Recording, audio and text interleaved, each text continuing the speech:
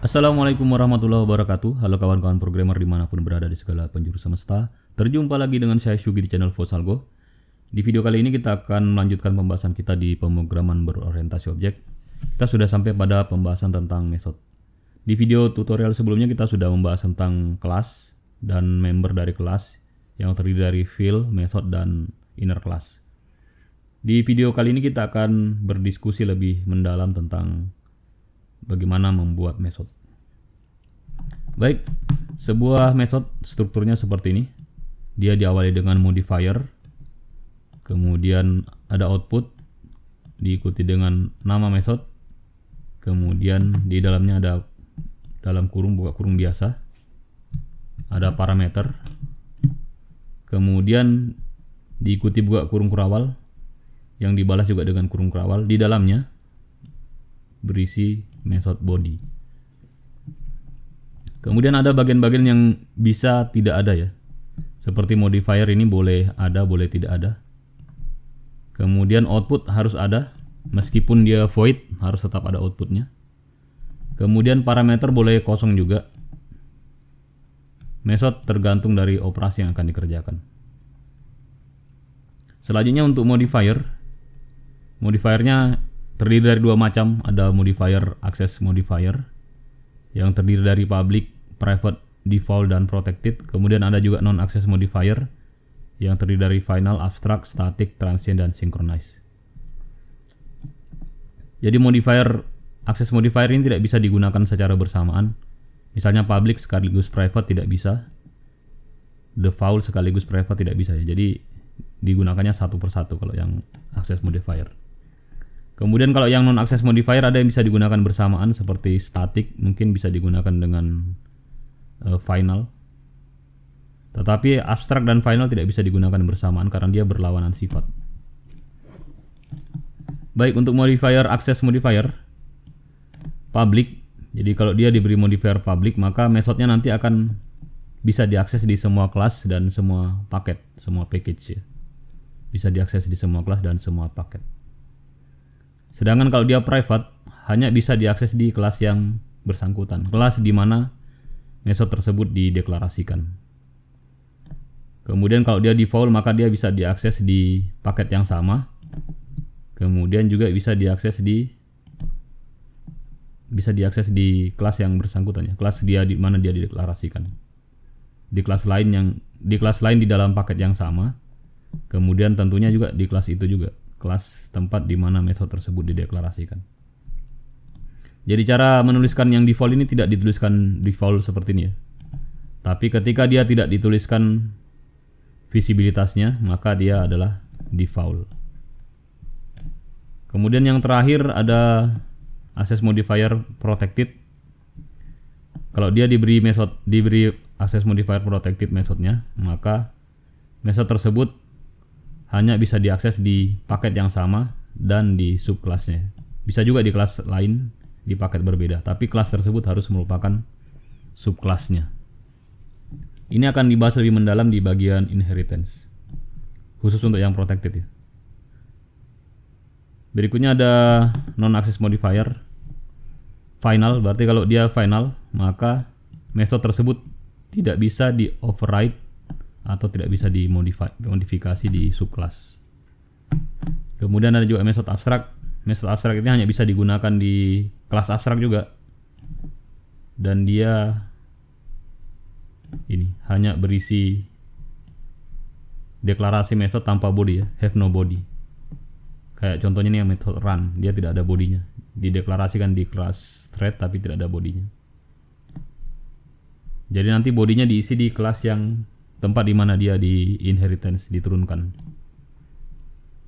Jadi method abstrak ini digunakan untuk kelas abstrak juga. Kemudian static. Jadi sebuah method yang diberi modifier static maka dia akan terikat ke kelasnya ya. Dan dia bisa digunakan tanpa di instan objeknya. Bisa langsung digunakan lewat kelasnya tanpa di instan objeknya. Mirip seperti variabel static. Kemudian ada transient, ini jarang digunakan, transient.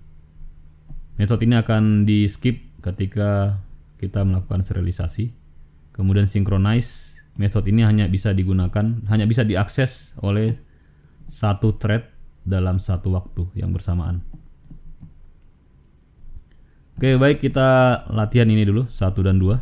Kita buat sebuah kelas. Kita beri nama latihan method 1. Latihan method 1 2 misalnya. Oke. Di sini kita bisa membuat method. Pertama kita buat method yang void ya. Void. Jadi ini outputnya.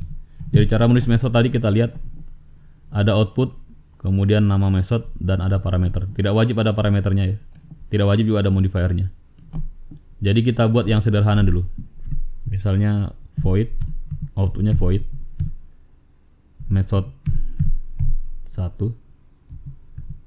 buka kurung, balas kurung, buka kurung rawal, enter. Ini sudah jadi satu method. Ini adalah method pertama. Jadi kalau kita lihat dari strukturnya, method ini punya output ya, outputnya void. Kemudian nama methodnya adalah method 1. Buka kurung, di dalamnya tidak ada parameter. Kemudian buka kurung kerawal, berisi komentar saja, tidak ada operasinya. Kita bisa buat method lagi yang outputnya selain void ya, misalnya int method 2, buka kurung kerawal, enter. Ini adalah method 2. Ya, lihat. Di sini ada warning error. Dia bilang missing return statement. Jadi kalau methodnya bukan void, apapun itu outputnya, kalau bukan void, integer, bisa string, bisa objek, bisa kelas ya, kelas. Kemudian tipe wrapper, tipe primitif yang lain. Di sini harus ada returnnya. Return. Dan diikuti oleh variabel atau nilai yang tipenya itu adalah integer, sesuai dengan apa yang dideklarasikan di output methodnya. Kalau int di sini berarti di sini harus outputnya int, integer ya, meskipun itu nilainya adalah 0 seperti ini. Oke, mungkin supaya terlihat kita buat method yang ada operasinya ya. Misalnya kita buat void di sini method 3. Terus kita buat operasi di sini system out print shout method 3. Kemudian untuk yang tipe selain void, misalnya double misalnya method 4, atau saya kasih nama sesuai dengan operasinya, penjumlahan AB begini. Kemudian saya deklarasikan di sini integer A sama dengan 23, float B sama dengan 47,85F. Kemudian saya buat di sini double C sama dengan A tambah B. Ya, dia harus ada returnnya berupa nilai double ya. Ini kebetulan ada nilai double saya buat dan dia berasal dari operasi. Jadi saya bisa return seperti ini. Return C. Ya, seperti itu.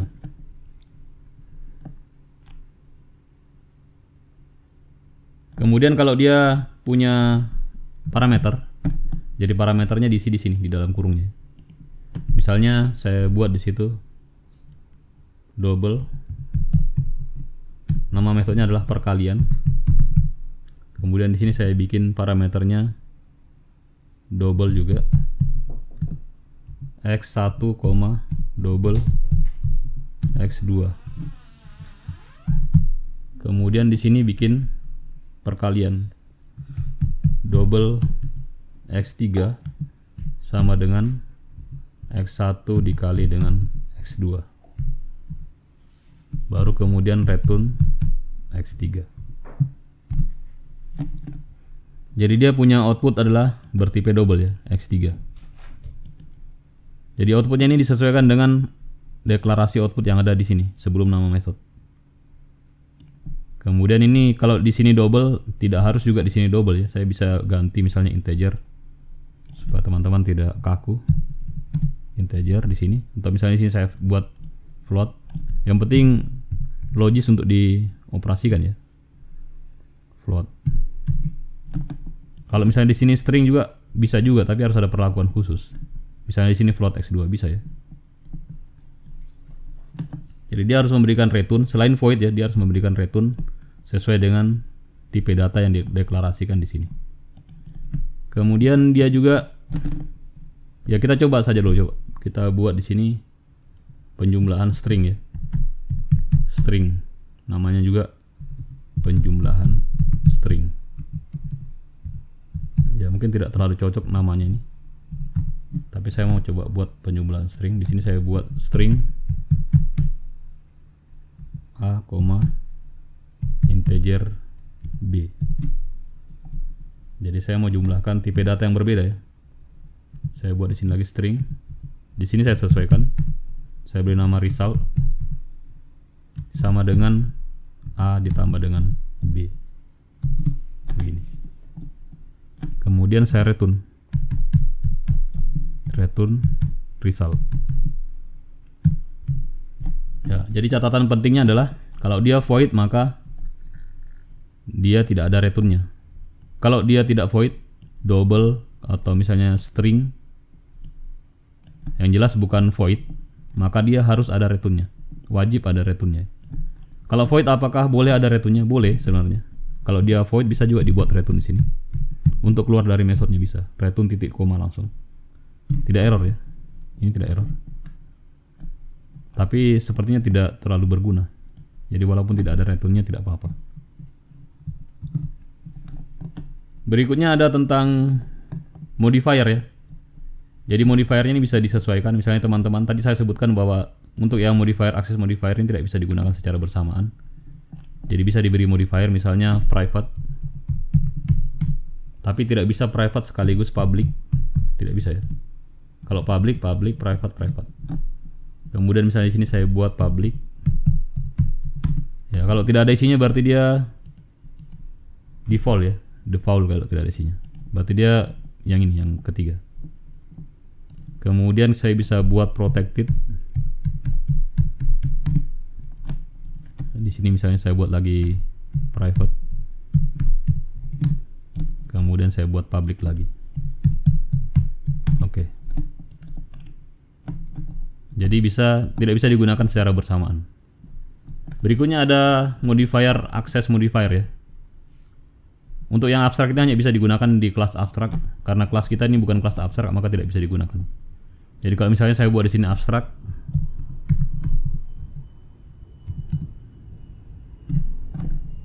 tidak bisa ya. Tidak bisa karena kelas saya bukan abstrak. Ini bisa digunakan kalau kelasnya kelas abstrak ya. Misalnya di sini kelas saya public abstract class. Begini.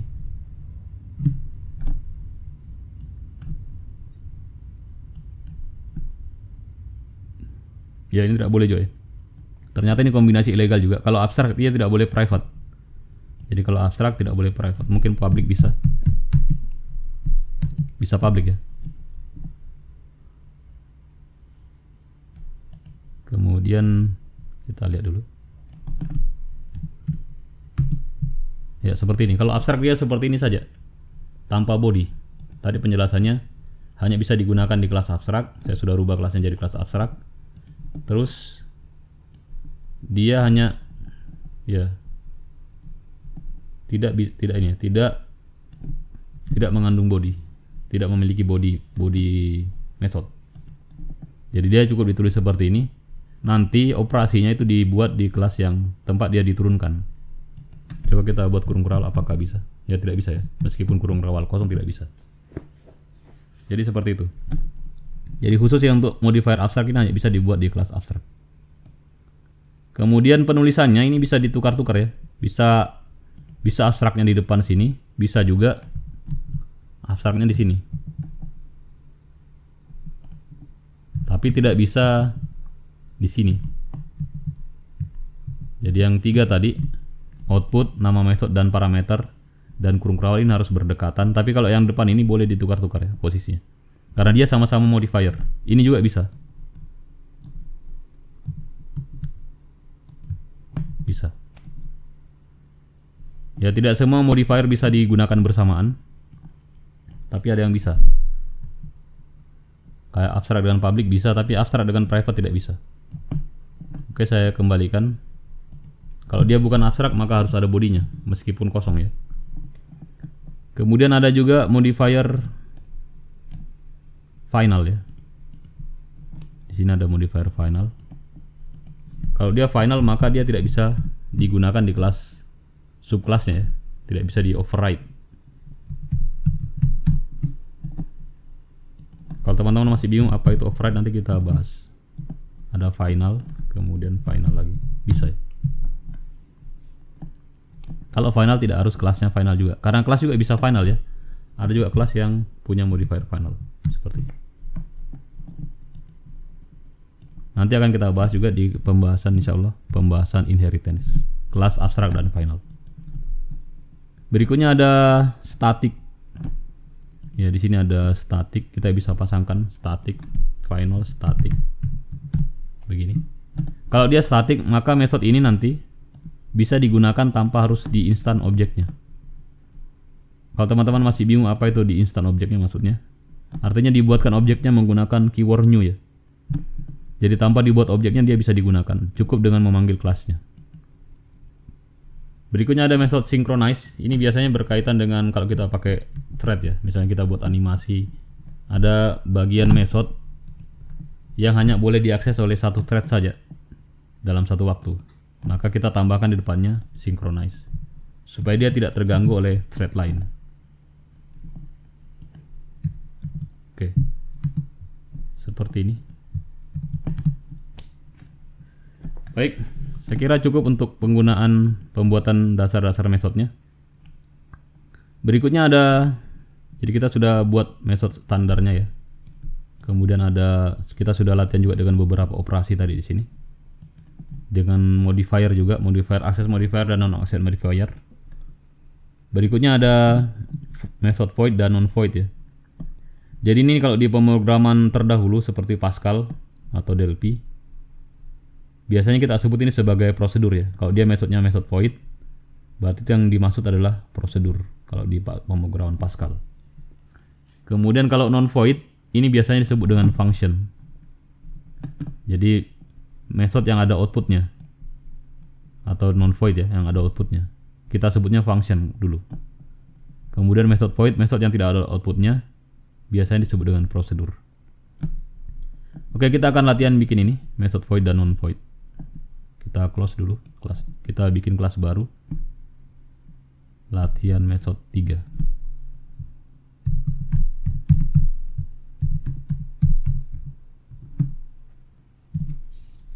Ya. Jadi cara bikin method void cukup dituliskan void di depannya. Void misalnya cetak nama. Jadi misalnya method ini hanya berisi system out print Fosalgo, cuman cetak nama saja. Begini, selesai. Jadi kalau metode ini dipanggil dia hanya mencetak nama. Kemudian bisa juga di sini metode, misalnya kita punya variabel di sini ya. String misalnya. Alamat. Titik koma. Tidak ada nilainya, belum di set. Dan variabel ini mau kita set. Bisa kita set nilainya dengan void misalnya set alamat.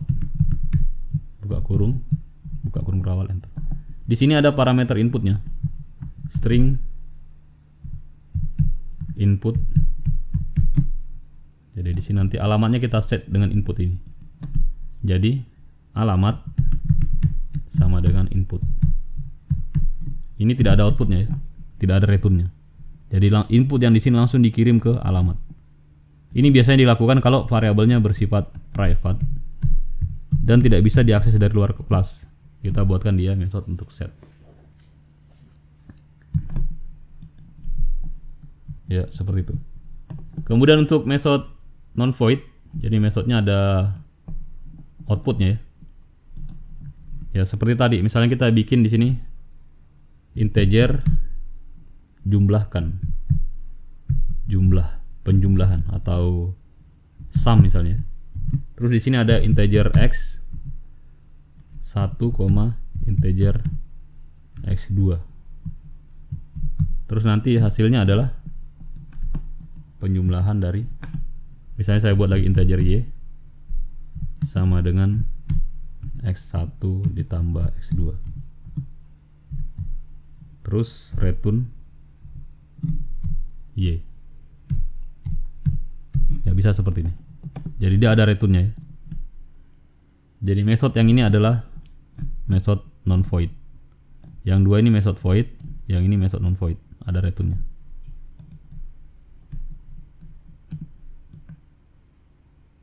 Cara penulisannya juga ini sebenarnya bisa sederhana ya, bisa juga saya tuliskan seperti ini. Cuman biasanya jadi agak sulit dibaca ya. Bisa saya buat seperti ini supaya lebih sedikit barisnya. Langsung returnnya x1 tambah x2 ya. Bisa seperti itu, atau kalau mau sedikit panjang tapi mudah dibaca, saya buat seperti ini. Kemudian saya bisa bikin juga double, misalnya kalikan, misalnya kalikan. Jadi saya buat di sini double x1, double x2. Terus nantinya di sini adalah hasil kalinya. Return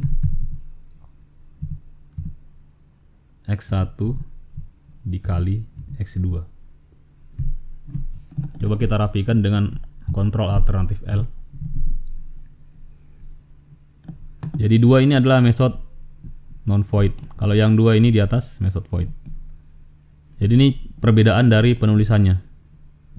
Jadi kalau yang method void tidak perlu return, method non void harus ada returnnya. Method void sebenarnya boleh pakai return tapi tidak dibutuhkan juga, tidak ada juga, tidak apa-apa ya. Perbedaan penulisannya di situ. Sekarang perbedaan penggunaannya. Jadi kalau saya mau gunakan, saya bisa buat kelas baru, misalnya namanya test. Terus saya mau gunakan metodenya. Ya. Karena di sini metodenya tidak ada yang statik ya. Tidak ada yang statik, maka dia harus saya buat dulu objeknya. Saya buat objek dari latihan method 3. Cara bikinnya mudah. Tuliskan nama kelasnya, latihan method 3. Terus tulis nama objeknya, misalnya LL atau LM misalnya. Sama dengan new. Setelah new ini diikuti dengan konstruktor. Kalau saya tidak buat, tadi saya tidak buat konstruktor di sini. Kalau saya tidak buat, maka saya bisa gunakan konstruktor default ya. Konstruktor default itu namanya, nama metodenya sama dengan nama kelasnya. Ini adalah sebuah metode ya, namanya metode konstruktor. Namanya sama dengan nama kelasnya. Latihan method 3 di sini metodenya juga latihan method 3. Kalau kelasnya latihan method 3. Tapi di sini ada buka kurung ya, buka kurung balas kurungnya. Artinya ini sebuah metode tapi tidak ada parameternya. Oke, kalau saya sudah buat objeknya, maka saya bisa gunakan member-member default dan public yang ada di kelas tersebut. Jadi saya bisa, misalnya tadi saya mau cetak nama di sini. Saya bisa tuliskan objeknya lm titik cetak nama. Ya, ini yang saya maksud tadi menginstan objek ya, menginstan kelas. Jadi kita buat objek dari kelas, disebut dengan menginstan kelas, atau nama lainnya membuat objek. Jadi metode ini dipanggil setelah dibuat objeknya. Karena dia bukan metode statik, tidak bisa langsung dipanggil ya, tanpa dibuat objeknya. Coba kita run.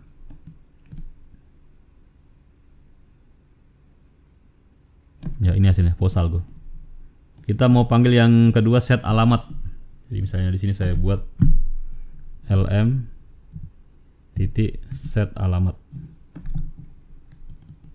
Misalnya di sini saya tulis Indonesia. Misalnya. Kemudian saya mau coba cetak. Karena dia juga tadi ini public ya, alamatnya coba kita lihat. Alamat ini dia, oh ya, private ternyata. Jadi ini tidak bisa saya cetak juga. Kalau misalnya saya begini, lm, saya mau cetak ya, misalnya saya mau cetak langsung show lm titik alamat. Ini tidak muncul ya, tidak muncul ya. Ini error. Kenapa error? Karena tadi dia saya beri modifier private. Kalau saya mau dia tidak error, di sini saya bisa ganti dengan public. Seperti ini, selesai. Tidak error dan bisa dicetak. Seperti Indonesia ya, ini hasilnya. Tapi kalau saya tetap mau jaga dia tetap private, tapi saya mau cetak juga, saya tetap mau cetak nilainya, maka di situ bisa dibuatkan variabel untuk mengambil nilainya. Tadi ada variabel untuk set, kita bisa ambil nilainya. Jadi tipenya adalah string, kita buat di sini method ya, string. Kemudian kita buat get. Jadi kalau memberikan nilai tadi itu set, membaca nilai adalah get ya. Get alamat. Buka kurung awal, balas kurung. Kemudian di sini returnnya adalah dia mengembalikan nilai yang berasal dari nilai yang ada di kelas ya, nilai yang ada di objeknya. Return alamat. Titik koma. Jadi return ini tidak harus diawali dengan operasi. Kalau di sini kan tadi ada operasinya dulu ya. Atau ada nilai yang harus dicetak yang berasal dari parameter, tidak. Dia juga bisa menghasilkan atau mengembalikan nilai yang berasal dari kelas alamat ini. Jadi ini adalah variabel yang berada di kelas yang saya kembalikan lewat return. Kenapa saya butuh ini tadi? Karena variabelnya bertipe primitif, private ya, private. Variabelnya bertipe private. Ya, sekarang kalau saya mau panggil tidak bisa seperti ini juga, tidak bisa langsung lm titik alamat. Harus saya gunakan tadi metode bantuannya, get alamat. Kalau saya run, muncul Indonesia, sama ya. Kemudian perbedaannya tadi yang kita cari sebenarnya apa sih bedanya kalau metodenya void dengan non void ya. Jadi kalau yang void tadi tidak ada kembalian nilainya, tidak ada nilai yang dia kembalikan. Sedangkan yang non void dia mengembalikan nilai. Karena dia mengembalikan nilai, maka dia bisa ditangkap nilainya. Misalnya tadi di sini ya, alamat kan ada kembalian nilainya. Saya bisa buat di sini string al misalnya sama dengan lm titik get alamat. Jadi method yang non void yang ada return value-nya bisa dibuatkan seperti ini.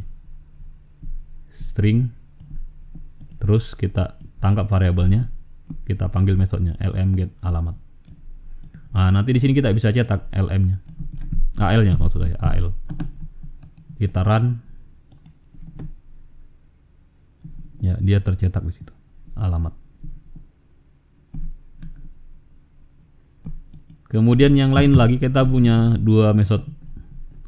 Ya kita punya dua metode non void lagi. Misalnya ini sum x1 x2.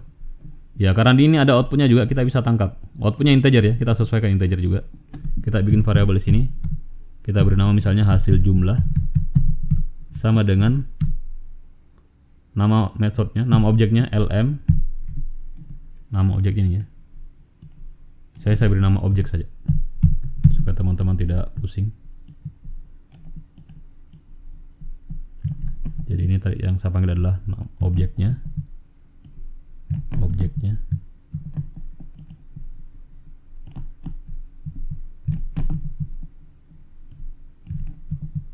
Kemudian ini saya panggil lagi metode sum ya. Sum ini harus ada inputnya, x1 dan x2. Misalnya saya inputkan 4,9.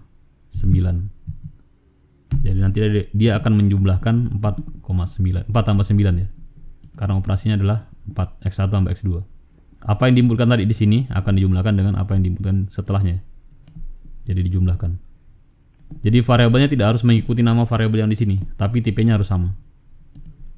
Jadi di sini saya masukkan 4,9 berarti nanti dia akan menjumlahkan 4 tambah 9 ya. Sama dengan 13. Coba kita cetak hasilnya, show hasil jumlah. Jadi sekali lagi kalau dia non void berarti kita bisa tangkap nilainya di sini pakai sama dengan. Kita run, dia menghasilkan 13.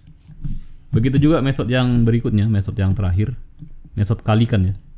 Dia ada outputnya double, berarti nanti kita bisa tangkap dengan double.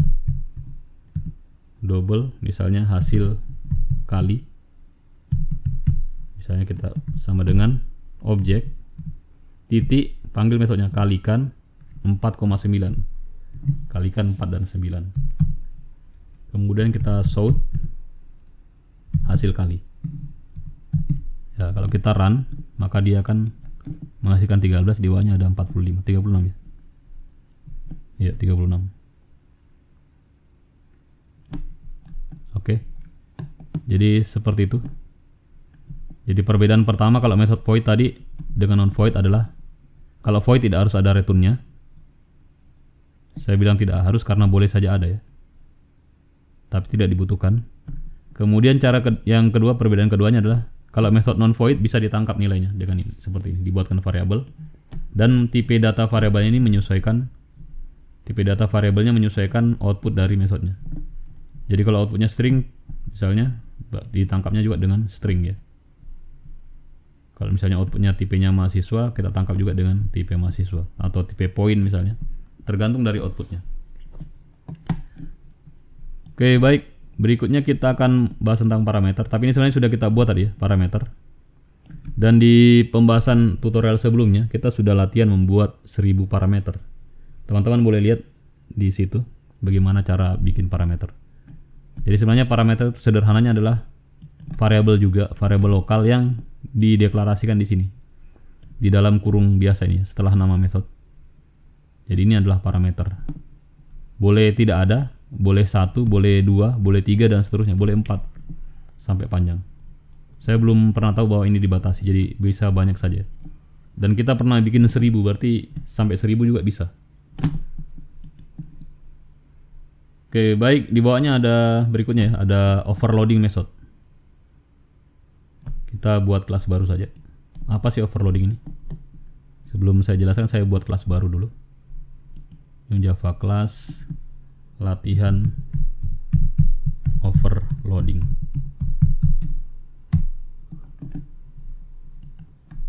Jadi overloading itu adalah membuat method yang namanya sama. Jadi ini saya buat keterangan dulu. Ini adalah method yang namanya sama. Nama methodnya sama ya, tapi parameternya berbeda, tipe dan urutan parameternya berbeda. Oke, seperti itu. Jadi kalau kita bikin variabel, kita kembali ke variabel sedikit. Misalnya integer A begini, kita buat variabel bernama A, atau misalnya nama atau data begini. Kalau cuma satu aman, tapi kalau kita buat walaupun tipenya lain, double begini, data, ini tidak boleh. Karena kita sudah buat variabel data sebelumnya, meskipun tipenya beda. Tapi kalau di method boleh, tapi ada syaratnya ya. Jadi di method itu kita bisa bikin metode yang sama namanya, tapi tipe data atau urutan parameternya berbeda. Jadi misalnya saya buat seperti ini, jumlah ya, bisa juga jumlah dan urutan, tipe data, jumlah dan urutannya berbeda. Misalnya saya buat seperti ini. Saya mau buat method namanya sum ya, integer sum, seperti ini. Yang awalnya hanya berisi x1, integer x1, integer x2. Kemudian di sini saya buat hasilnya result, integer result, atau saya buat y saja, singkat. Y sama dengan x1 tambah x2. Terus saya return. Oke. Jadi saya mau menjumlahkan dua bilangan ya. Saya coba tes dulu. Tes 2, saya buat kelas lagi. Tes 2. Saya buat main. Kemudian di sini saya panggil metodenya. Saya buat dua objeknya ya. Bikin dulu objeknya. Objek sama dengan new. Oke. Kemudian saya bikin di sini string integer ya. Hasil jumlah sama dengan objek titik sum. Kemudian saya masukkan angka 1,2. Kemudian saya mau result, saya mau cetak hasil jumlah. Kalau saya run ini, dia akan menghasilkan 1 tambah 2, 3 ya. Tapi saya mau jumlahkan sekarang 3 angka, 1 tambah 2 tambah 5 misalnya. Ini tidak bisa, kenapa? Karena parameter saya tadi cuma 2 di method saya tadi yang saya deklarasikan ya. Nah, kalau seperti ini kasusnya, kita bisa bikin method yang sama namanya, tapi parameternya beda. Bisa jumlahnya beda, bisa tipenya beda. Di sini saya tambahkan di sini integer x3 dan di sini nanti saya tambah juga x3. Operasinya saya sesuaikan ya. Nah, maka ketika saya run lagi sekarang, program saya tidak error dan dia bisa menjumlahkan dengan benar. Misalnya di sini saya buat 9 misalnya. Dia bisa menjumlahkan dengan benar. Sekarang kalau saya mau buat lagi, misalnya ada 7 di sini, ada 4 input. Ya, dia error lagi. Kenapa? Karena tadi tidak saya siapkan. Maka saya bisa buat lagi di sini. Saya siapkan lagi sampai x4.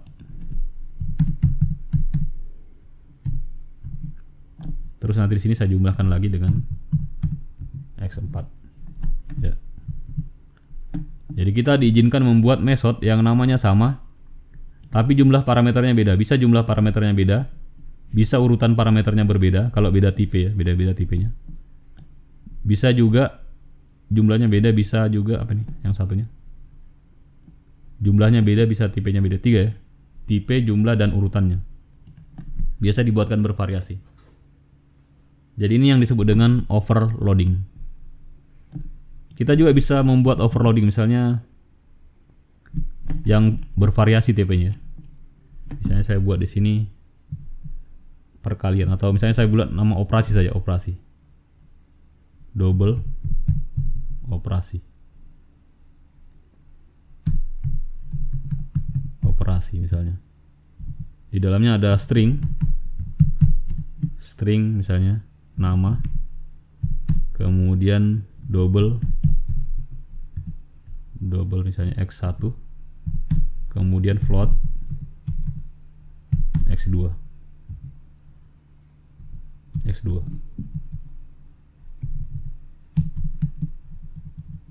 Kemudian operasinya saya buat operasi ala kadarnya juga. Kemudian dengan hasil ya, hasilnya berupa string. Berarti ini saya buat string juga ya. String, saya mau returnnya string result sama dengan nama tambah x1 tambah x2. Jadi kalau dia ditambahkan dengan string dan stringnya diletakkan di awal, maka nanti dia akan seperti menyambung teks ya. Jadi dia tidak dijumlahkan seperti tadi, bukan numerik yang dijumlahkan, tapi teksnya. Return result. Ya. Jadi saya bisa buat seperti ini. Sekarang saya panggil lagi string, misalnya R atau hasil, sama dengan objek titik operasi. Di sini harus punya input string. String yang pertama misalnya vosalgo. Saya kasih spasi di sini. Terus koma. Yang kedua adalah double x1 ya. Saya beri nama misalnya angkanya 12, 5, koma lagi x2 float 67,9f. Ya, kita lihat hasilnya. Show hasil. Oke. Seperti ini. Jadi ini hasilnya. Kemudian kalau kita mau override, kita buat method yang namanya sama. Misalnya saya hanya mau methodnya seperti ini, hanya terdiri dari x1 saja. Jadi ini override juga. Terus operasinya juga begitu, saya kurangi. Tidak ada x2. Jadi ini override juga. Kita coba run. Misalnya saya kasih di sini tidak ada f-nya. Saya run. Ini hasilnya. Oke. Jadi dia harus beda tipe datanya. Karena pada saat dipanggil dia tidak mengenali nama variabel ya, walaupun teman-teman bilang ini kan beda x1 dengan x2. Kalau misalnya saya tukar ini X1 dengan X2 tetap dianggap sama ya. Jadi harus dilihat tipenya. Kalau saya buat begini, meskipun saya balik ini dianggap berbeda walaupun sebenarnya sama variabelnya ya. Kalau saya buat seperti ini,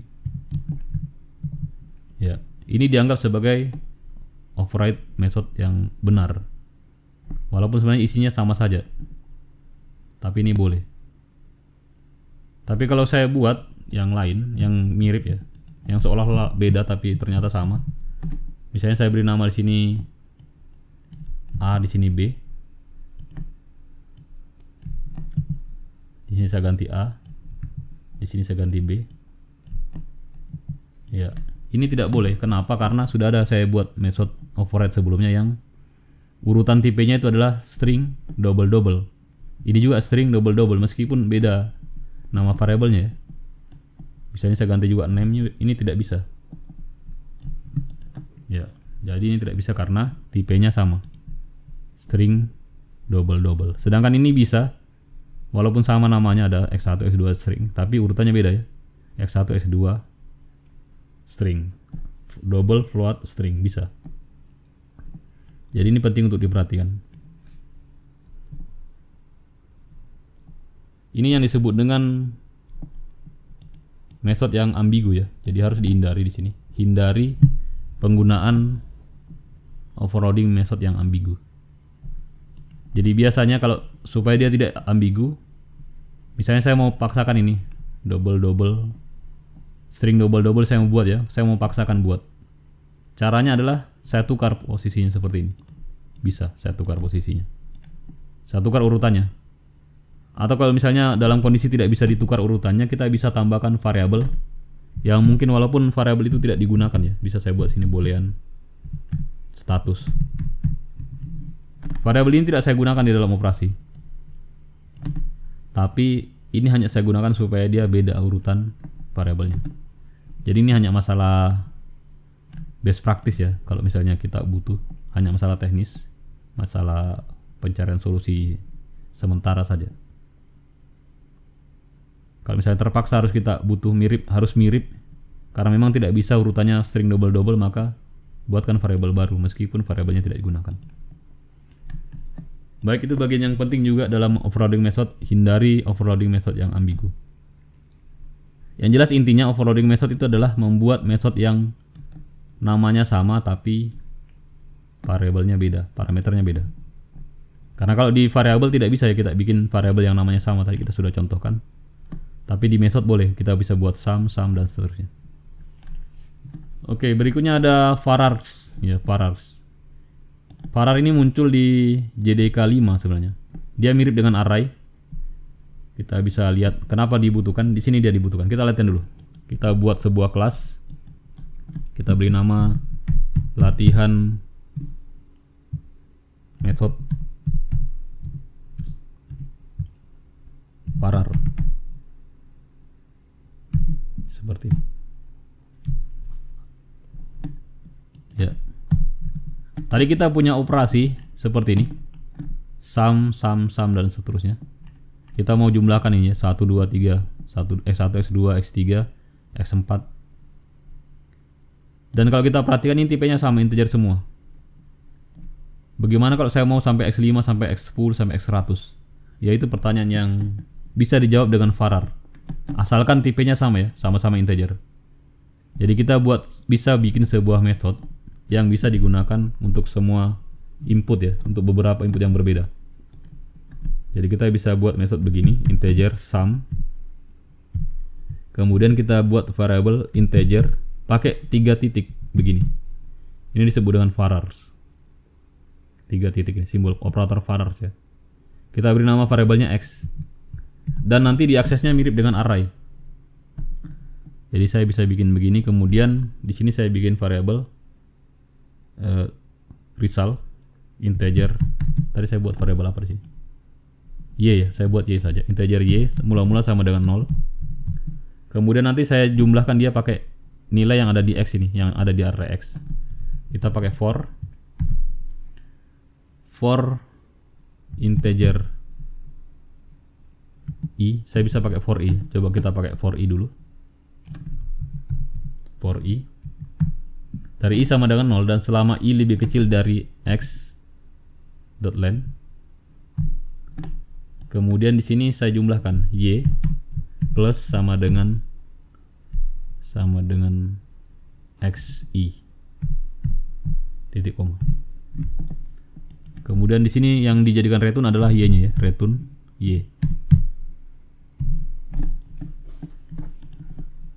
Jadi metode ini menggantikan tadi metode yang banyak ini yang harus saya tulis berulang-ulang ya.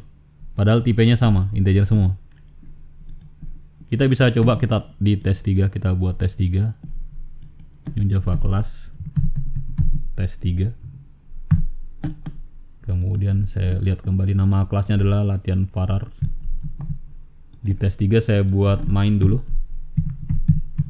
Kemudian saya buat objeknya sama dengan new. Ya, saya pakai konstruktor default.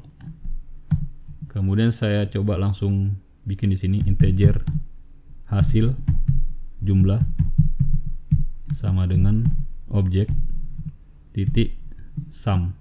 Ya, di sini saya masukkan 1,2 ya. Berarti saya mau jumlahkan 1 dan 2. Saya coba sort di sini hasil jumlah. Kalau saya run ini, jadi saya di kelas latihan Varar tadi saya cuma punya satu method dan ini tidak saya override. Tapi saya perlihatkan sebentar perilakunya ini seperti dengan override ya. Asalkan tipenya sama, integer semua. Jadi saya coba run. Kemudian dia ada hasilnya 3 ya. Kalau saya tambah lagi di sini 3, berarti nanti dia akan menjumlahkan 1 tambah 2 tambah 3 berarti 6. Ya, saya tambah lagi angka 4. Berarti dia akan menjumlahkan 1 tambah 2 tambah 3 tambah 4, 10 ya. Ya, perhatikan dia bisa menyesuaikan diri. Asalkan inputnya integer semua. Kalau mau input yang lain bisa asalkan inputnya sama, tipe datanya sama. Jadi kalau misalnya mau string semua di sini, kalau mau double semua bisa. Jadi kita cukup pakai titik-titik ini. Dan ini juga hanya bisa digunakan satu saja ya. Hanya bisa satu tipe Varar saja dalam satu parameter method. Kita tidak bisa bikin method yang ada Vararnya ini pakai begini. Misalnya kita mau bikin Varar yang kedua ya. Misalnya Z ini, tidak bisa. Hanya boleh ada satu saja. Dan ini pun harus ditulis terakhir. Boleh lebih dari satu parameter. Di sini boleh lebih dari satu parameter, tapi Vararnya ini harus ditulis terakhir. Misalnya saya mau punya string di sini. Saya punya string nama misalnya. Jadi dia punya 2 parameter. Bisa seperti ini. Tapi tidak bisa sebaliknya. Tidak bisa kalau stringnya di belakang. Ini tidak bisa. Jadi Varar ini harus diletakkan di belakang. Dan parameter yang lain di depan. Jadi bisa saya taruh sini begini. Ya, meskipun nama ini tidak saya gunakan ya. Jadi nanti kalau mau saya panggil, saya sesuaikan karena di depannya ada stringnya ya. Walaupun dia kosong nanti depannya begini, bisa. Saya panggil seperti ini.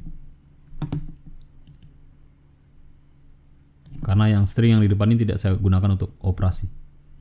Kalau saya mau hapus supaya dia benar, supaya clean, di sini saya hapus juga. Oke. Baik, jadi ini yang dimaksud dengan Varar. Jadi ini diperlakukan seperti array ya. Sebenarnya di method main bisa kita buat seperti ini. Teman-teman tadi lihat method main saya. Saya punya method main ya. Ini array kan? String array. Bisa kita buat kayak Varar. Sebenarnya ini Varar juga. Begini. Saya bisa pakai titik 3 di sini. Public static void main string titiknya 3. Bisa. Coba saya run. Ya, tapi kalau dari literatur yang saya baca ini baru ada di JDK 5 ke atas ya. Tapi sepertinya kita semua gunakan JDK yang lebih besar daripada JDK 5. Kita bisa coba ganti ini dengan array, apakah bisa? Ya, tidak bisa ya. Jadi untuk deklarasinya tidak bisa digantikan. Dia bisa menggantikan array tapi tidak bisa digantikan oleh array. Jadi dia ditulis seperti ini tapi tidak bisa digantikan oleh array.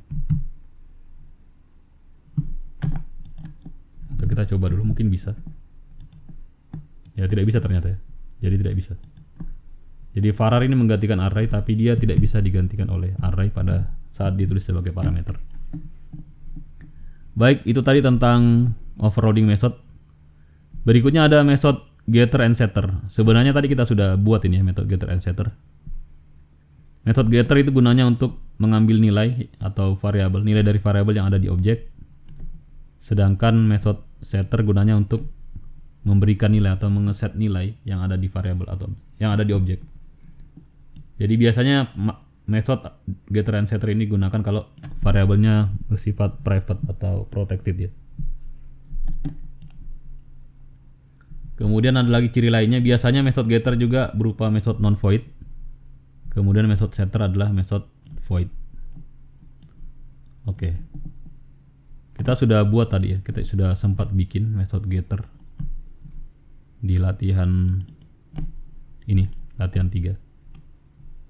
Ada set alamat, kemudian get alamat. Tapi sebenarnya kita bisa bikin ini otomatis. Coba kita pelajari caranya. Misalkan kita punya kelas namanya mahasiswa. Kemudian kelas ini punya variabel private. Nama, string, private string. Nama depan. Kemudian private string. Nama belakang, kemudian private string, name, kemudian private integer, SKS, lulus, begini. Jadi saya punya 4 variabel. Kalau mau dibuatkan metode getter and setter di IntelliJ IDEA atau di Netlist juga bisa. Kita klik kanan saja, generate, terus pilih. Misalnya kalau mau buat getter saja, pilih yang getter seperti ini. Pilih semua, misalnya semuanya mau dibikin. Tapi kalau cuma 1 atau 2, pilih 2 saja ya. Misalnya saya mau pilih semua. Saya pilih semua, pakai shift atau control. Oke. Dia buatkan kita. Jadi metode getter ini dia berupa metode non void, ada outputnya ya. Ada return value-nya semua. Oke. Kita juga bisa bikin yang setternya. Generate setter. Misalnya kita pilih semua, oke. Jadi. Tapi kalau teman-teman mau tulis juga manual sendiri bisa juga ya. Cuman yang saya mau perlihatkan di sini ada penggunaan this nama sama dengan nama depan. Jadi this nama depan yang ini dia merupakan variabel yang ada di kelas ya, yang dimaksud nama depan yang ini. Sedangkan nama depan yang ini adalah variabel yang berasal dari parameter. Kalau kita tidak mau gunakan this, maka di sini gunakan variabel yang lain ya, misalnya nama D, begini. Kalau seperti ini tidak perlu pakai this, tidak apa-apa. Tapi kalau namanya sama, nama variabelnya sama, yang ada di parameter dengan yang ada di kelas, maka harus gunakan this untuk membedakan antara keduanya ya. Oke, jadi ini cara bikin setter. Sangat mudah. Kalau teman-teman mau buat sekaligus semuanya bisa generate, terus pilih yang generate getter and setter. Pilih semuanya. Oke. Selesai. Jadi itu metode getter and setter, selesai. Kemudian ada metode konstruktor ya, teman-teman. Jadi metode konstruktor ini sudah kita gunakan sebelumnya tadi, tapi kita belum pernah buat, kita sudah gunakan di bagian tes ya, di sini. Jadi metode yang ini, yang setelah kata new ini disebut dengan metode konstruktor. Gunanya apa? Gunanya untuk memberi nilai awal pada objeknya. Jadi kalau kosong berarti tidak ada nilai awal yang diberikannya. Tapi misalnya saya mau buat begini. Coba saya sudah punya kelas mahasiswa ya. Kemudian saya kemari. Saya bikin tes dulu. Tes berapa ini? Tes 4. Saya buat tes 4. Tes 4. Kemudian di sini saya buat main, method main. Kemudian saya buat objek dari kelas mahasiswa. Saya beri nama MHS misalnya. MHS sama dengan new mahasiswa. Jadi ini adalah metode konstruktor. Saya tidak buat, tapi kenapa bisa saya panggil? Ini disebut dengan metode default ya.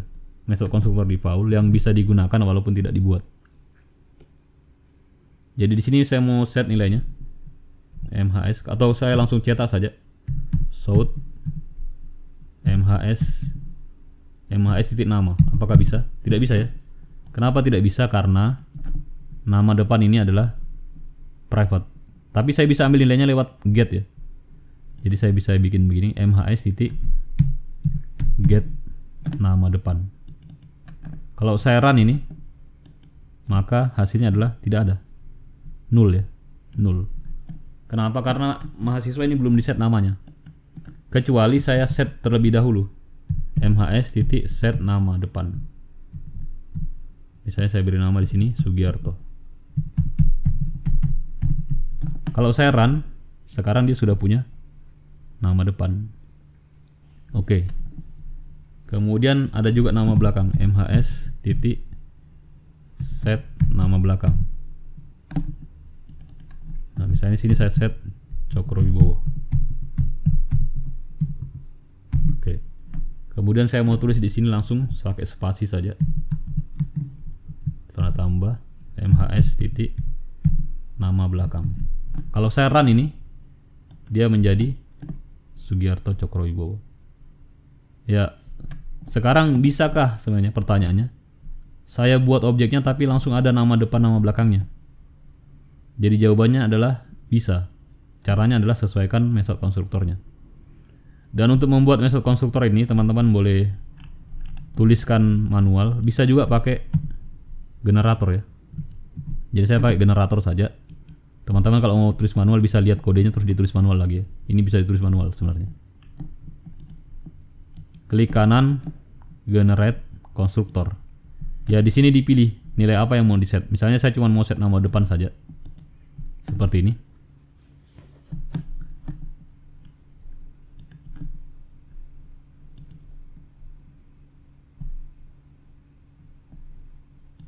Kemudian nanti pada saat saya panggil, ini bisa saya isi ya. Kenapa dia error di sini tadi? Dia bilang ada error. Karena sekarang ketika saya sudah punya metode konstruktor yang lain, maka metode yang ini harus saya definisikan ulang supaya dia tidak error. Saya bisa buat konstruktor di sini lagi untuk menjadi konstruktor default ya. Public mahasiswa, buka kurung, balas kurung, buka kurung, kaul, enter. Ya, dia hilang errornya. Hilang errornya yang ini dia. Yang tadi itu warning juga. Jadi sekarang saya sudah punya konstruktor. Jadi nanti walaupun saya tidak set ini, tidak pakai set mahasiswa, tapi saya panggil lewat konstruktor, maka dia akan punya nama depan juga. Jadi saya mau langsung buat objeknya mahasiswa MHS sama dengan new mahasiswa. Terus di sini saya tuliskan juga namanya, misalnya Sugiarto. Begini. Ketika saya run, maka nama depannya akan punya nilai. Di belakangnya belum ada ya, masih nol karena belum saya set. Belum saya set nama belakangnya. Kalau saya mempunyai konstruktor yang untuk set nama depan dan nama belakang, bisa memberikan nilai nama depan dan nama belakang, maka metode ini, konstruktor ini bisa saya override. Klik kanan, bikin lagi konstruktor. Generate lagi, konstruktor lagi. Tapi isinya adalah nama depan dan nama belakang.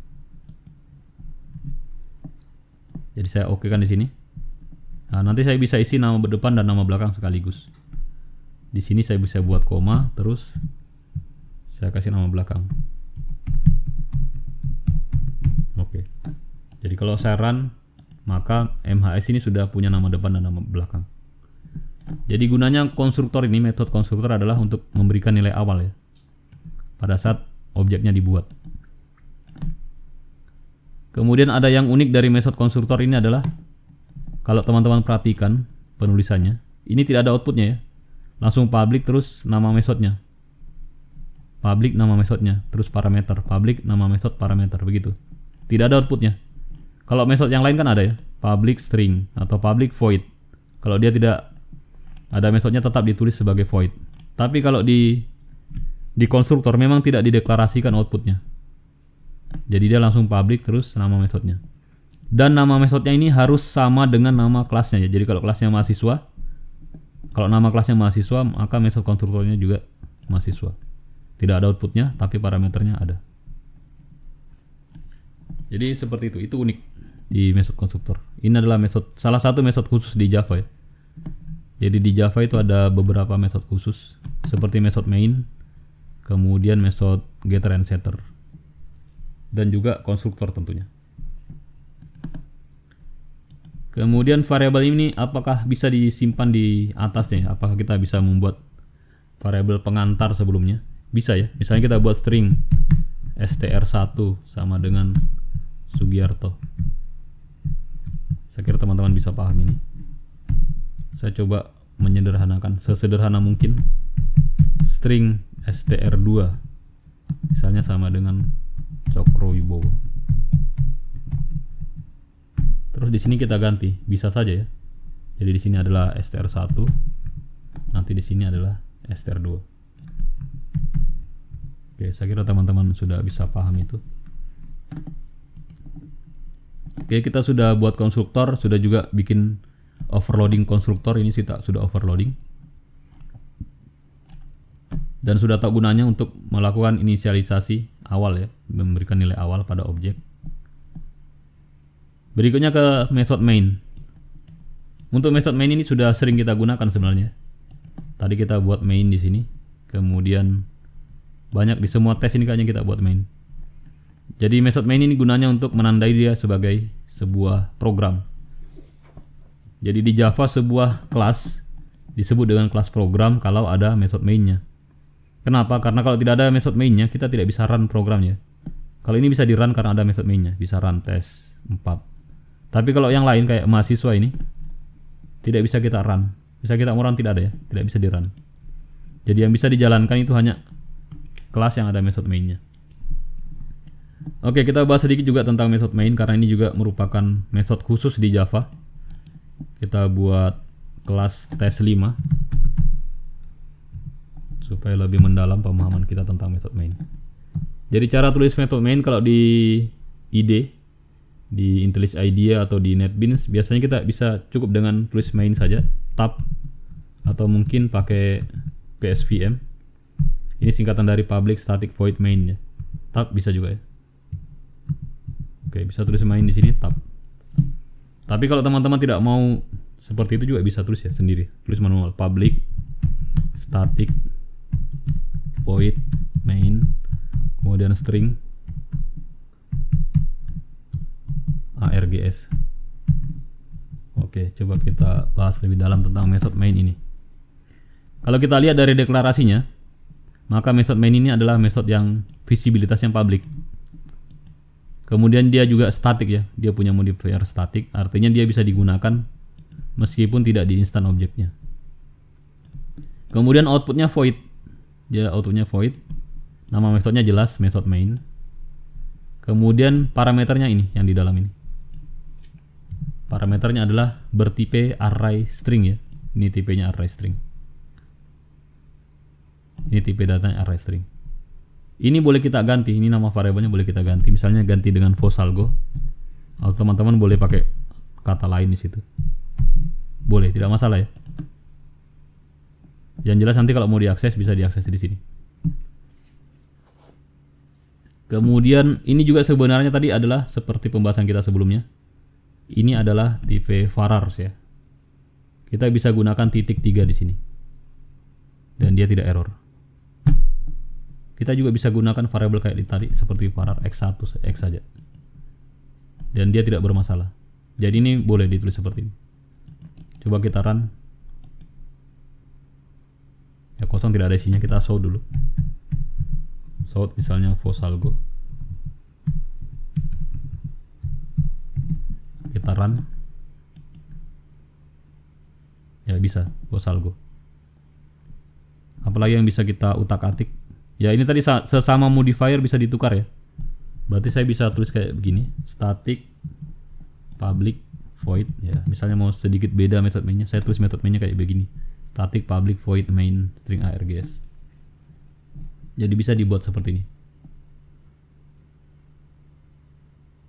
Kalau void ditukar di depan boleh tidak? Ya tidak boleh ya. Kalau ini diletakkan di depan tidak boleh. Karena ini adalah output metodenya. Jadi dia tidak boleh diletakkan di depan sini. Dia harus harus berdekatan dengan nama metodenya ya. Jadi boleh ditulis seperti ini. Saya kira begitu. Teman-teman boleh latihan dengan metode main ini. Dan salah satu bukti kalau teman-teman paham adalah teman-teman tahu ketika dia dirubah ini tidak masalah. Baik, berikutnya ada yang disebut dengan overriding method ya. Ya, teman-teman harus dengarkan baik-baik. Ini overriding method. Tadi ada yang disebut dengan overloading.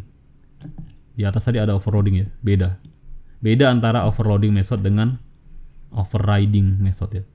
Override. Kalau tadi overloading, kita membuat beberapa metode yang namanya sama di dalam satu kelas yang sama juga. Tapi kalau overriding, sama, kita bikin metode yang namanya sama, tapi salah satu metodenya itu, metode yang di override itu berada di kelas super. Berada di kelas induknya ya, di kelas parentnya. Misalnya kita buat di sini kelas namanya manusia ya. Misalnya kita buat kelas namanya manusia. Manusia itu punya nama. Misalnya dia punya variable string nama. Kemudian dia juga punya string orang. Kemudian kita buatkan di sini getter and setter.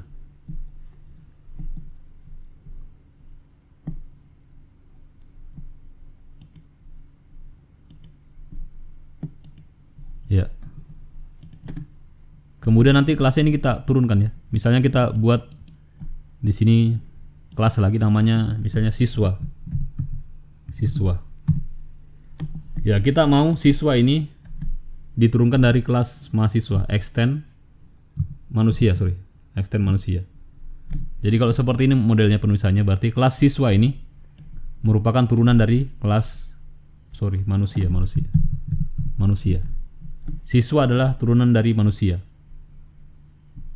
Artinya apa? Pada saat saya membuat objek siswa ini, dia akan punya variabel dari kelas supernya, dari kelas manusia. Jadi kita bisa seolah-olah kita punya variabel nama dan orang ya. Di sini. Kita buat tes 6 dulu. Java tes 6. Saya buat di sini main. Terus di sini saya buat objek siswa. Misalnya SS sama dengan new siswa. Seperti ini. Jadi saya bisa shout ss.nama. Perhatikan, ini adalah objek siswa ya. Kalau kita akses seperti ini seolah-olah dia punya variabel nama, padahal kalau kita buka dia tidak ada nama di sini. Tidak ada variabel nama. Jadi nama tadi ini ada di kelas manusia. Coba sekarang kita rubah dia jadi protected ya. Atau kita rubah jadi private saja, private. Artinya dia tidak bisa diakses ini. Tidak bisa diakses di objeknya. Ya, ini sekarang error, tapi jangan khawatir karena tadi di manusia juga ada ada metode ya, ada metode get nama. Jadi kita bisa bikin di sini sh.get nama. Lihat, kita bisa panggil metode get nama dari objek siswa, padahal kelas ini tidak punya metode satupun, tidak punya variabel satupun. Artinya kita menggunakan metode yang ada di kelas supernya, yaitu kelas manusia. Nah, kemudian hubungannya dengan override apa? Override adalah membuat metode yang namanya sama dengan metode yang ada di kelas supernya. Jadi salah satu metode ada di kelas super, salah satunya ada di kelas anak ya, di kelas child, di subclass. Jadi siswa ini adalah subclass, manusia adalah superclass atau kelas super. Di sini ada metode get nama, dan di sini juga kita bisa bikin get nama juga. Metodenya sama. Jadi kita buat public get nama. Sama persis nama metodenya. Di sini get nama, get nama string ya. Get nama itu string tipenya. Get nama public string. Sama persis nama metodenya. Kita return. Saya returnnya siswa dulu ya. Nama metodenya sama persis deklarasinya. Kita format dulu.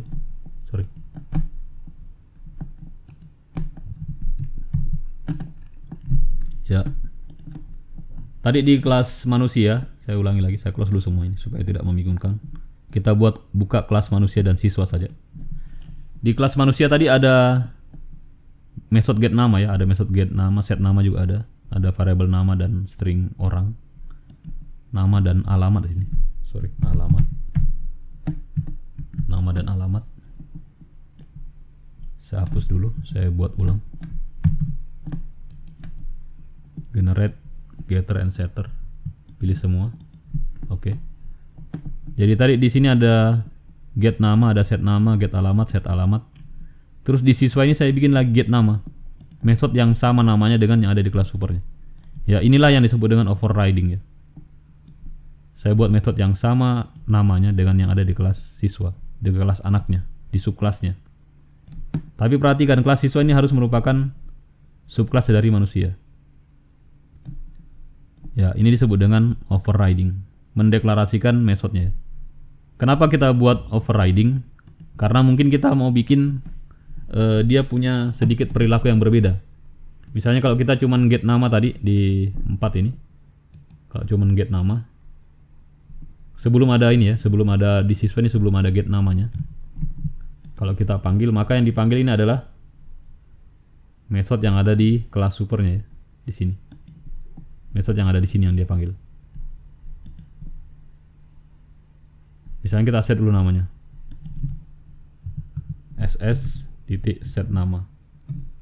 Misalnya namanya adalah Fosalgo. Jadi kalau kita get nama, run, maka yang dicetak adalah yang ada di kelas supernya, metode yang ini yang dipanggil. Tapi nanti ketika saya deklarasikan ulang metodenya seperti ini, meskipun isinya sama, meskipun di sini return nama juga, return nama, return get nama ya. Meskipun yang di return adalah dari sini juga, dari nama yang ada di sini, maka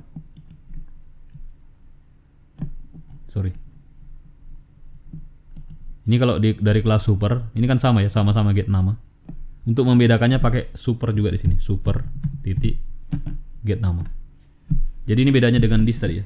Kalau this gunakan variabel yang sama-sama ada di dalam kelas yang sama, tapi kalau super, misalnya saya mau akses get nama yang ada di sini, saya pakai super. Karena ini sama namanya, get nama, get nama. Run file.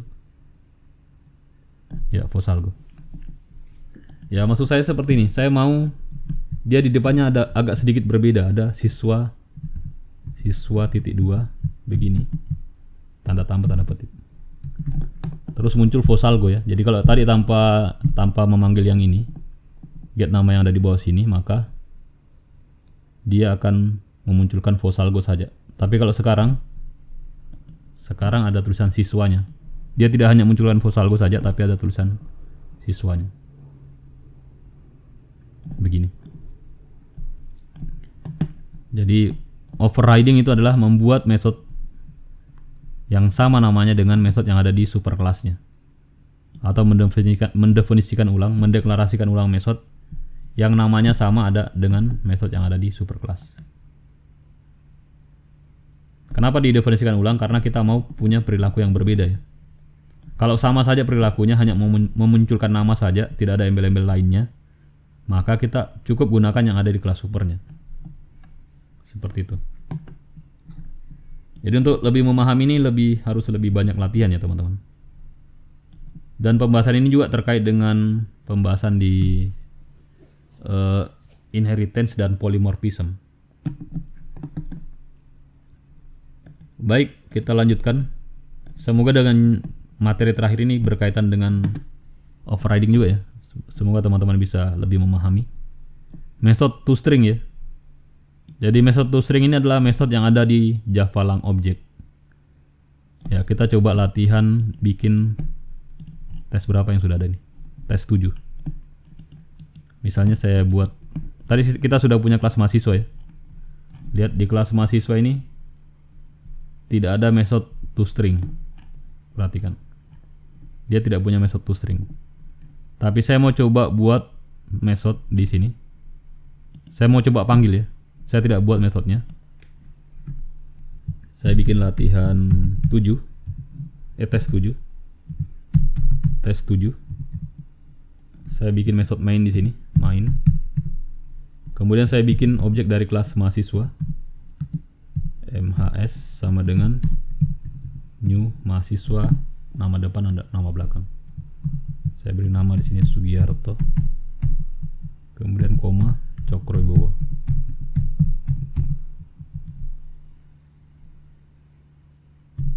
Oke. Kalau saya cetak ini shout mahasiswa titik MHS, nama objeknya MHS ya. MHS titik get nama depan, maka dia akan mencetaknya.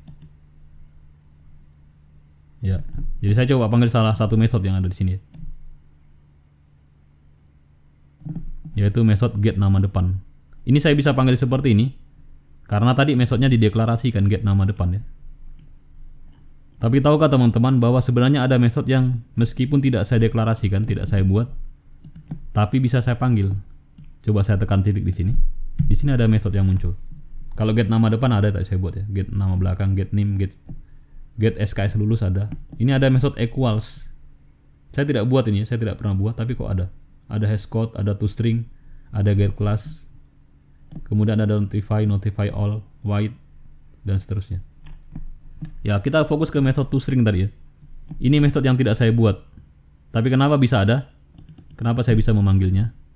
Karena sebenarnya semua kelas di Java itu adalah turunan dari kelas Java Lang Object. Jadi ada di Java itu ada yang meskipun tidak kita impor ya. Ada Java Lang. Ini Java Lang titik object. Ini. Ada kelas ini. Yang dia diimpor secara default. Jadi di dalam method ini di dalam kelas Java Lang Object ini ada method namanya toString. Ya, method inilah tadi yang kita panggil, method dari kelas supernya. Ya, coba kita lihat. Ya, ini metodenya ada di sini toString, ada kelasnya. Hashcode, kemudian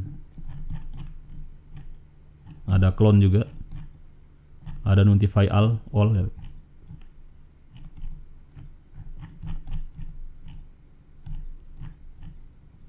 Kita lihat strukturnya dulu. Ya, kita lihat mana yang toString tadi. Ya, ini toString ya. Ya. Jadi kalau saya tidak rubah metodenya ini, tidak saya override, maka dia akan menampilkan ya hashcode-nya ya. Jadi kalau saya run tadi ini mhs.toString, maka dia akan menampilkan hashcode dari alamat memori dari mahasiswa ini. Hashcode-nya. Jadi ini adalah metode yang ada di kelas super, yaitu di kelas Java Lang Object. Kelas ini akan menjadi kelas super dari semua kelas yang kita buat di Java. Ya, sekarang kita mau coba override metode itu. Saya mau metode ini akan menampilkan nama, kemudian ya dia menampilkan nama depan, nama belakang, sama NIM dan SKS lulus. Dan override-nya ini bisa kita lakukan otomatis pakai generator ya. Jadi kita bisa, kalau kita mau override tadi toString, kita bisa generate, terus cari di sini override method. Ya, ini ada semua di sini yang bisa di override ya. Kita bisa pilih misalnya kita mau toString. Bisa oke di sini. Ya, di sini langsung ada toString. Tapi kalau kita mau yang lebih bagus, supaya saya mau langsung menampilkan nilai dari ini, private string nama depan, private string nama belakang, private string name, private string integer SKS lulus, itu saya bisa gunakan generator yang satunya lagi, generate ini toString. Ya, di sini ada pilihan Ini mau nampilkan apa? Misalnya mau nampilkan nama depan dan nama belakang, pakai yang ini. Mau nampilkan NIM pakai yang ini. Mau nampilkan SKS yang lulus juga pakai ini. Saya pilih semuanya. Ya, nanti toString-nya ini sudah beda ya. Ini tidak saya rubah di mainnya. Nanti dia akan menampilkan mahasiswa, kemudian nama depannya apa, nama belakangnya apa, NIM-nya berapa, SKS lulusnya berapa. Coba saya run. Oke, seperti ini. Run. Oke, dia menampilkan nama depan, nama belakang, dan seterusnya. Jadi seperti itu. Jadi metode toString ini adalah metode yang sebenarnya sudah ada di Java Lang Object. Bisa kita definisikan ulang kalau kita butuh perilaku yang berbeda seperti ini. Baik, saya kira demikian pembahasan kita untuk metode. Saya kira teman-teman bisa berlatih lebih banyak, misalnya bikin 1000 metode untuk semua modifier akses modifier yang ada, semua non akses modifier yang ada, bikin berbagai varian metode yang berupa void dan non void, bikin parameter metode yang banyak. Coba latihan menggunakan overloading method, kemudian menggunakan var juga, membuat metode getter and setter, membuat konstruktor, kemudian berlatih dengan berbagai varian metode main, melakukan overriding. Masih banyak metode yang bisa di overriding ya. toString ini tadi hanya salah satunya saja. Teman-teman bisa berlatih lebih banyak. Saya kira demikian. Kalau teman-teman punya pertanyaan dan saran, boleh dituliskan di kolom komentar. Mohon maaf atas segala kekurangan. Jangan lupa like, share, and subscribe jika video tutorial ini bermanfaat. Insya Allah kita akan jumpa lagi di video tutorial berikutnya. Terima kasih. Wassalamualaikum warahmatullahi wabarakatuh.